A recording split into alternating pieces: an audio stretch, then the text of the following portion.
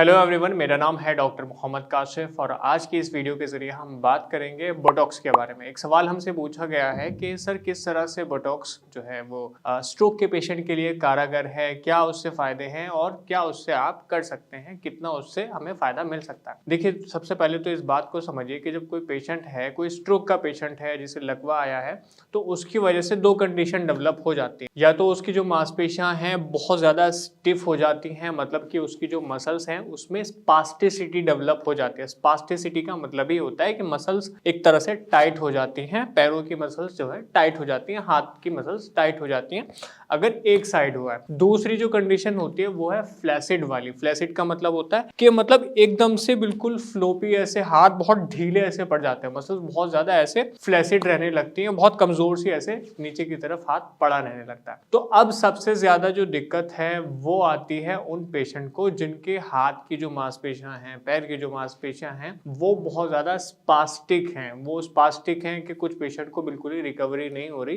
तो वो क्या, उनके हाथ में देखने के लिए आपको क्या मिलेगा कि उनकी जो हाथ की मसल्स है बहुत ऐसे स्टिफ हो जाएंगी, स्पास्टिक हो जाएंगी, एक ही जगह टाइट हो जाएंगी। देखिए, जो भी ऐसे स्ट्रोक का पेशेंट रहा है, आप जानते हैं कि उसके ब्रेन में एक डैमेज हुआ है। अब ब्रेन में ऐसे डैमेज हुआ है तो उसकी वजह से जो ब्रेन के न्यूरॉन्स थे, जैसे मोटर कॉर्टेक्स था जो और ऐसे सेंसरी एरिया थे, उनमें कहीं ना कहीं डैमेज होने की वजह से वो अपना जो मोटर कम्युनिकेशन साथ में आपका जो मसल्स हैं उनके साथ में जो मोटर कम्युनिकेशन है वो कहीं ना कहीं डिसरप्ट हो गया। उसकी वजह से आपका जब ब्रेन सिग्नल करना चाहता है तो वो मिसकम्युनिकेट होता है आपकी मसल्स के लिए। अब जब वो मिसकम्युनिकेट होता है तो मसल्स जो है, आपकी जो मांसपेशियां हैं, उस एक तरह से जो मैसेज ब्रेन की तरफ आ रहा है उसे सही तरीके से रिसीव नहीं कर पाती, क्योंकि वो सही तरीके से आ ही नहीं रहा है।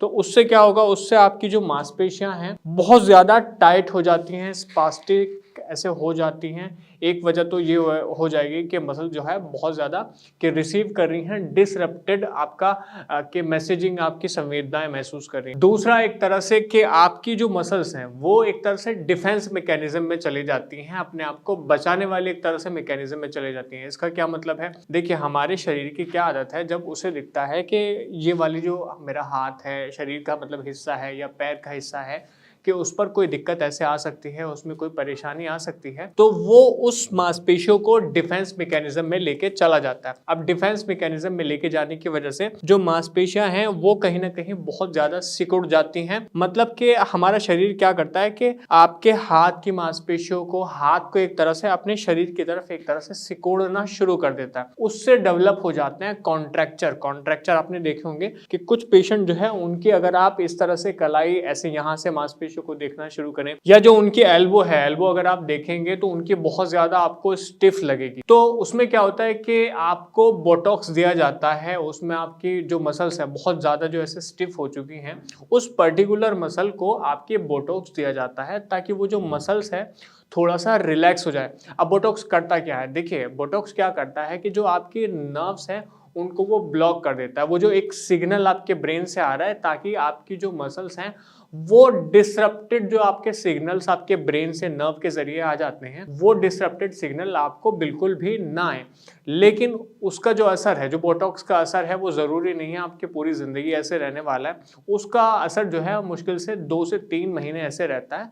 उसके बाद में फिर से आपको बोटॉक्स की जरूरत पड़ सकती है, क्योंकि आपकी जो मांसपेशियां हैं वो फिर से उसी स्टेज में चली जाती हैं। लेकिन अगर आप बोटॉक्स लेने के बाद में कुछ चीज़ों का ख्याल रखते हैं, ख्याल से मतलब है कि उस पीरियड में जब आपकी जो मसल्स हैं वो रिलैक्स हो गई हैं, वो डिसरप्टेड सिग्नल को रिसीव नहीं कर रही हैं, तो ये आपकी जिम्मेदारी है कि आप जो है अपनी मसल्स की ज़्यादा से ज़्यादा प्रैक्टिस करें। अब जैसे कि आप जानते हैं कि जो हमारी रिकवरी है, उसकी रिकवरी को एक जैसे हम नाम देते हैं न्यूरोप्लास्टिसिटी, कि कोई पेशेंट है, स्ट्रोक का पेशेंट है, उसकी न्यूरोप्लास्टिसिटी हो रही है। अब न्यूरोप्लास्टिसिटी आप जानते ही हैं कि अपने आप में एक हीलिंग प्रोसेस है आपके ब्रेन का, जो आपकी डैमेज हुआ है आपके ब्रेन में।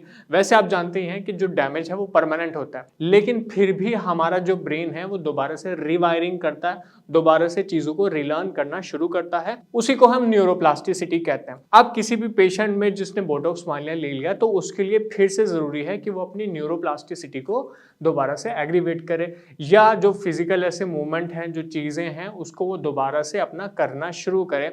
मान लिया कि उसका हाथ पहले ऐसे रहता था और वो रिलीज हो गया बोटॉक्स लगने की वजह से, तो उसकी ये जिम्मेदारी है कि ज्यादा से ज्यादा उन 2 से 3 महीनों में वो फिजिकल एक्टिविटी में इन्वॉल्व रहे, या फिर साथ में ऐसी अपनी डाइट रखे जो प्रोटीनिशियस डाइट हो, क्योंकि आपने देखा होगा कि मांसपेशियां कहीं ना कहीं सिकुड़ भी जाती हैं, तो अब उसके मांस को बढ़ाने के लिए, एक तरह से मसल मास को बढ़ाने के लिए प्रोटीन की जरूरत है। तो खास तौर से आप ख्याल रखेंगे कि अपनी डाइट में, अपने खाने में, अपने मील में ऐसा आप खाना लें जो आपके लिए बहुत ज्यादा प्रोटीनिशियस हो। तीसरी चीज है देखिए मेडिसिन, क्योंकि कहीं ना कहीं आपकी जो न्यूरोप्लास्टिसिटी है वो कम हो गई है, और उसका वैसे भी एक गोल्डन पीरियड होता है। हम लोग ऐसा बोलते हैं कि 6 से 7 महीने का जो एक टाइम होता है स्ट्रोक के पेशेंट के लिए, वो उसके लिए बहुत बड़ा गोल्डन पीरियड है। तो किसी भी पेशेंट की न्यूरोप्लास्टिसिटी को बढ़ाने के लिए जो मेडिसिन दी जाती हैं, उसके लिए जरूरी है कि वो मेडिसिन ले और इन तीनों चीजों के ऊपर ख्याल रखे बोटॉक्स लेने के बाद भी। नहीं तो ऐसा होगा कि उसको बार बार बोटॉक्स के जैब्स लेने पड़ेंगे, इंजेक्शन लेने पड़ेंगे।